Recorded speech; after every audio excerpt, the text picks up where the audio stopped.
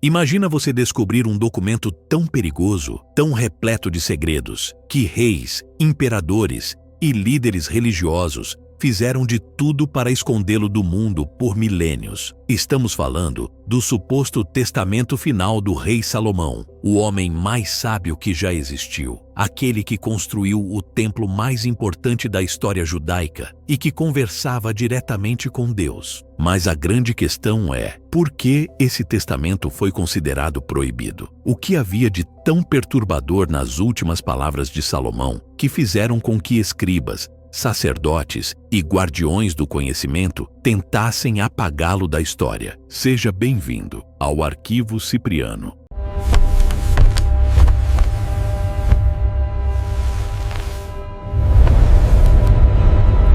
Para entender essa história absurda, a gente precisa voltar no tempo, lá por volta do ano 970 a.C., quando Salomão estava nos seus últimos dias de vida. Ele tinha sido o rei mais próspero de Israel. Construiu um império comercial impressionante, acumulou riquezas inimagináveis e era famoso em todo o mundo antigo pela sua sabedoria. Reis e rainhas viajavam de terras distantes só para ouvir seus ensinamentos. A própria rainha de Sabá ficou boquiaberta quando conheceu Salomão e viu a magnificência do seu reino. Mas aqui está o primeiro mistério que muita gente não conhece. Salomão não era exatamente o homem piedoso e perfeito que muitos imaginam. A verdade é que Salomão teve 700 esposas e 300 concubinas, muitas delas de povos estrangeiros que adoravam outros deuses. E isso não era só uma questão de poder político ou alianças, não. Segundo os textos bíblicos, essas mulheres desviaram o coração de Salomão e ele começou a construir templos e altares para deuses pagãos,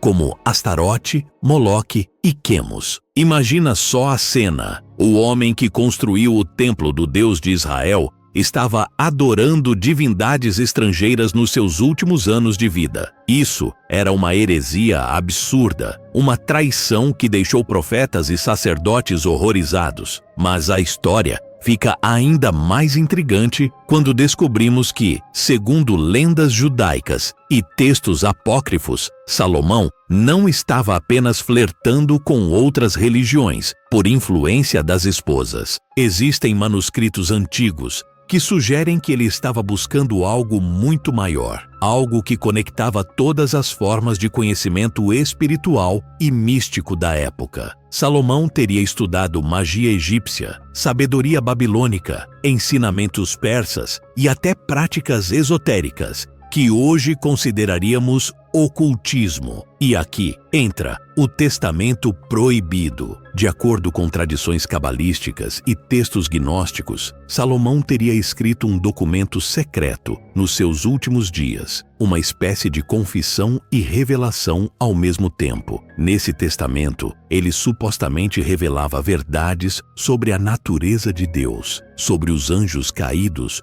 com quem ele teria feito pactos para construir o templo, e sobre segredos do universo que não deveriam ser conhecidos pela humanidade comum. Uma das versões mais perturbadoras dessa história conta que Salomão admitia ter usado conhecimentos proibidos, incluindo o controle de demônios, para erguer aquele templo magnífico em tempo recorde. O que muitos não sabem é que existe realmente um livro chamado Testamento de Salomão, datado provavelmente dos primeiros séculos da era cristã. Esse texto nunca foi aceito como canônico por nenhuma das grandes religiões, justamente porque seu conteúdo é explosivo demais. No documento, Salomão descreve como capturou e escravizou demônios, usando um anel mágico dado pelo arcanjo Miguel. Ele narra conversas detalhadas com cada demônio, descrevendo seus poderes,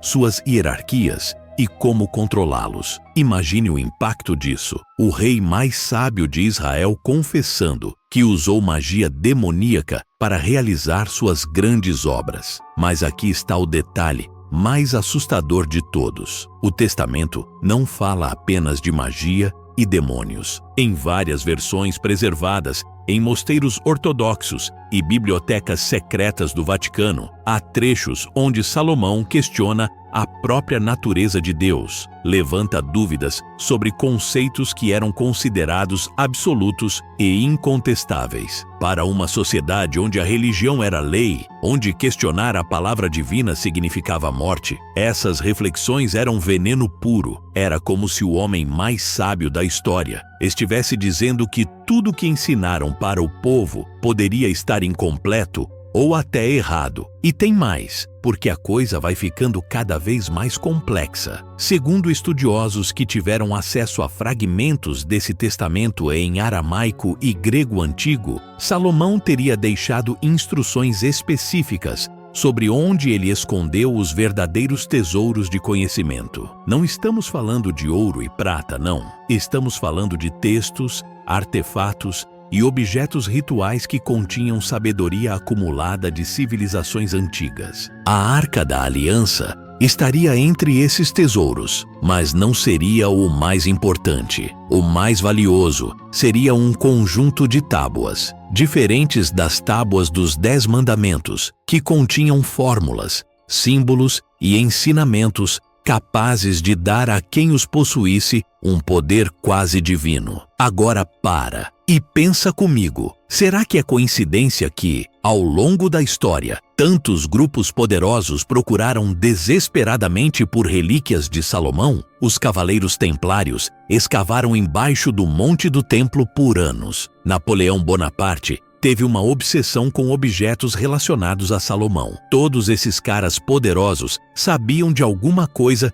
que a gente não sabia. E muitos historiadores acreditam que eles estavam seguindo pistas deixadas no Testamento Proibido. O problema é que a Igreja Católica, os rabinos ortodoxos e depois os líderes islâmicos fizeram um esforço conjunto absurdo para suprimir esse documento. Cópias foram queimadas, tradutores foram silenciados e quem ousasse estudar o Testamento era acusado de heresia ou feitiçaria. Durante a Idade Média, só mencionar a existência desse texto poderia te levar direto para a fogueira da Inquisição. Por que tanto medo? Porque as verdades contidas ali desafiavam o poder estabelecido, questionavam dogmas fundamentais e colocavam nas mãos de pessoas comuns conhecimentos que eram considerados exclusivos de sacerdotes e iniciados. Porém, como sempre acontece com segredos desse tamanho, fragmentos sobreviveram. Em 1947,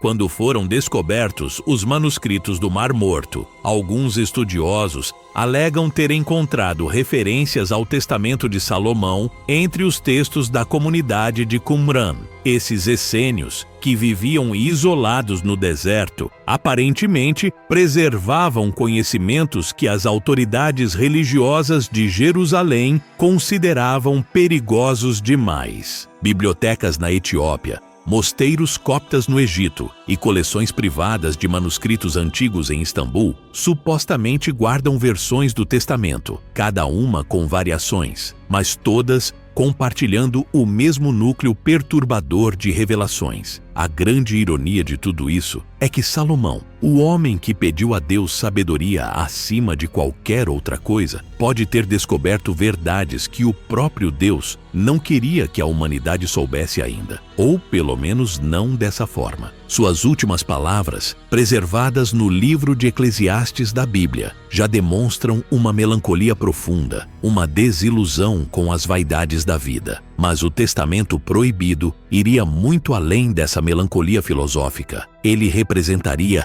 uma ruptura total com tudo que Salomão havia representado durante a maior parte de seu reinado. Então fica aqui a reflexão que deveria tirar o sono de qualquer um que leva a sério a busca por conhecimento e verdade. E se o Testamento de Salomão não foi escondido porque era falso, mas justamente porque era verdadeiro demais? E se as autoridades religiosas ao longo dos séculos não estavam protegendo a humanidade de mentiras, mas sim de verdades que consideravam perigosas? Até que ponto o conhecimento deve ser restrito? Quem tem o direito de decidir o que podemos ou não podemos saber? O que você faria se tivesse acesso ao verdadeiro testamento de Salomão? Deixe a sua visão nos comentários. Aqui, cada opinião também se torna parte do arquivo. Se esse conteúdo te prendeu até o final, fortaleça o Arquivo Cipriano. Curta o vídeo, se inscreva no canal e ative as notificações, porque outros arquivos